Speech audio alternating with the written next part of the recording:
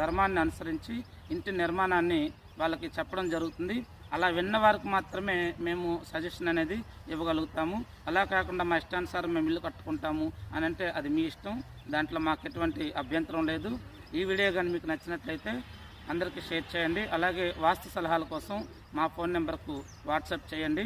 మరి మీ ఇంట్లో కట్టిన ఇంట్లో కూడా వాస్తు దోషాలున్నా శల్య దోషాలున్నా అక్కడ చాలామంది మీరు సిద్ధాంతం తీసుకొస్తే ఏం చెప్తారంటే, ఇదిగో ఈ మూల పెరిగిందో లేకపోతే ఈ మూల తగ్గిందో దీన్ని ఇంకో పిల్లర్ కట్టండి, మళ్ళీ ఇంకా గోడలు కట్టండి, అప్పుడు ఇది బాగుంటుంది అంటారు. లేదా పడగొట్టండి చెప్తారు. దానివల్ల మీరు ఎంత స్ట్రెస్ గురవుతారు, అలా ఎంత డబ్బు ఖర్చు అవుతుంది, ఇవన్నీ కూడా మీరు ఒకసారి ఆలోచించండి. మనిషికి ఆరోగ్యం బాగాలేకపోతే ఎలాగైతే హాస్పిటల్కి వెళ్తే వైద్యం ఉందో, ఇంటి వాస్తు బాగాలేకపోయినా కూడా దానికి తగ్గ రెమెడీస్ ఉన్నాయండి. దాన్ని గ్రహించండి.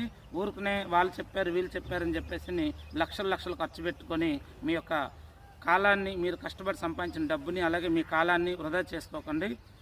ఏదైనా ఒక ముఖ్యమైన పాయింట్ ఉంటేనే మేము సజెషన్ చేస్తాం. ఇది పడగొట్టేసి మళ్ళీ కొంచెం బాగు చేసుకొని కట్టుకొని చెప్తాం. అంతేగాని ప్రతిదానికి వాస్తు పేరు చెప్పి ఇంటిని పడగొట్టేయడమో లేకపోతే ఈ మూల ఆ మూల పడగొట్టేసి మిమ్మల్ని మానసిక ఒత్తిడి గురి చేయడం అనేది మా లక్ష్యం కాదు.